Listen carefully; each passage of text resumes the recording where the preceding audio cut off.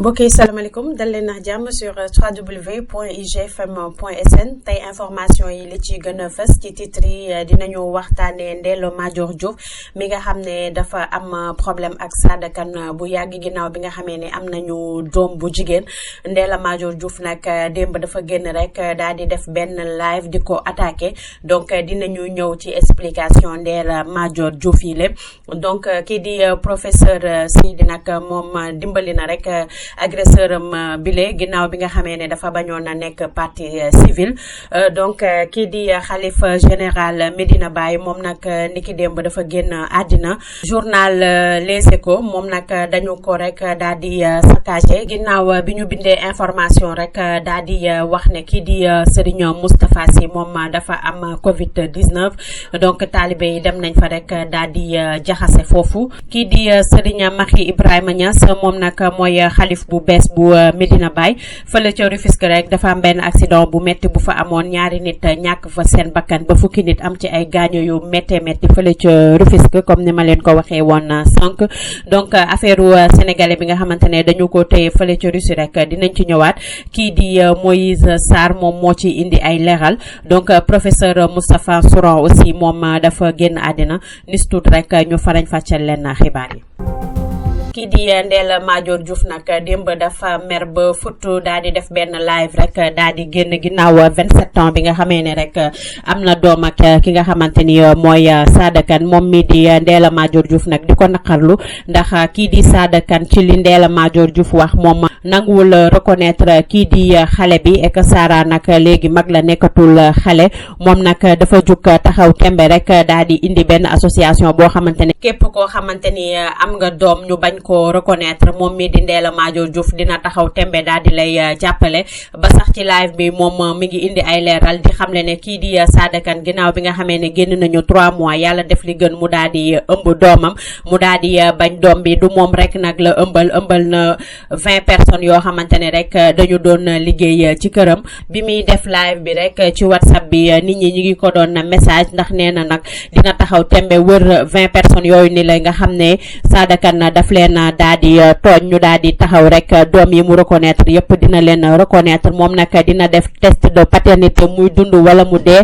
ba wax sax ne bu dee Sada Kane mile dafa génn àddina te ñaanalu ko benn yoon dina ko sulli rek daal di def test de paternité bi pour xam ndax moo jur doomam wala juru ko ndax lii dafa nekk loo xamante ne yàgg na fii ci Sénégal moom nag mu nekk loo xamante ne tey jii taxaw na tembe pour mu dakk doy na sëkk.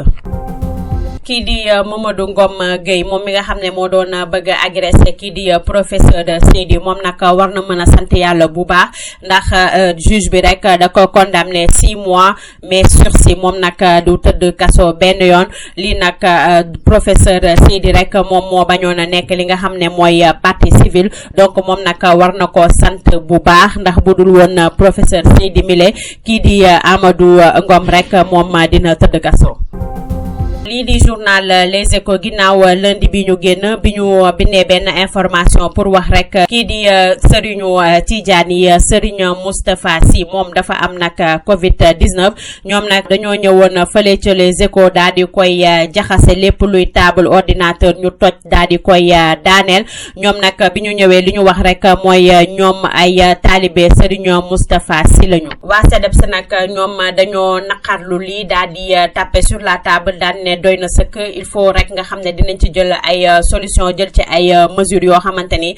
képp koo xam ne rek da nga xalaatati def jëfin ju ñaaw ji dootoo ko def ndax CDEPS ñoom duñu bàyyi benn yoon li nga xamante ne rek moo dal Les Échos ndax ñoom rek ginnaaw bi nga xamee ne dañoo bindoon benn information comme ni ma leen ko waxee woon sànq ne Serigne Moustapha Sy dafa am Covid 19 ñoom nag ginnaaw bi ñu amee information bi rek dañu ko partager ci réseaux sociaux yi ci WhatsApp bi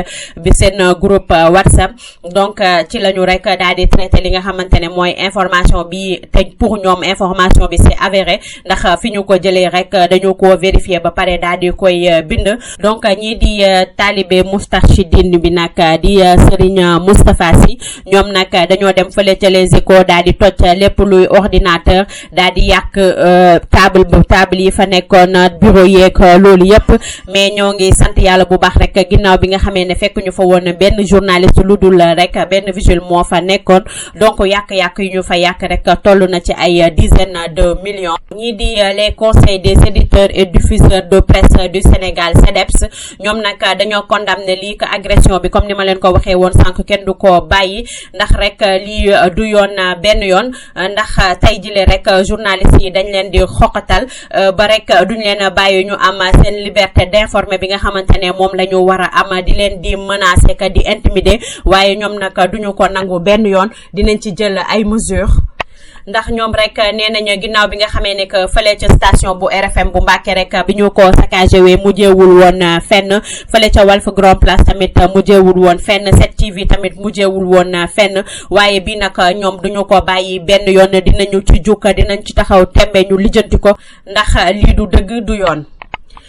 ñoom nag ñoo ngi rek taxaw di daal di woo ki nga xamante ne mooy ministre de l'intérieur daal di alerter li nga xamante ne mooy président de la république ak képp ki nga xamante ne rek dafa war a protéger journalistes yi la ñu condamner rek acte bi nga xamante ne dafa ignoble donc acteurs de la presse yëpp tamit dañoo war a taxaw mobiliser wu pour liberté de la presse ndax lii rek nekk na menace ci Sénégal dañu war a taxaw lijjanti ko 24 heures chrono il y a 10 ans tamit defoon nañ leen lu ni mel